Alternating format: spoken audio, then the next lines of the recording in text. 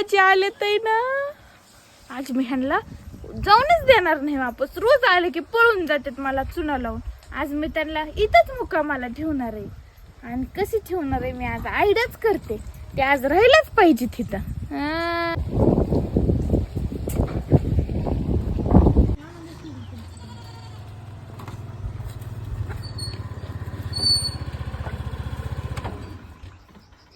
ही लली आहेत काही तरी तिच्या. राम राम मामा. राम राम.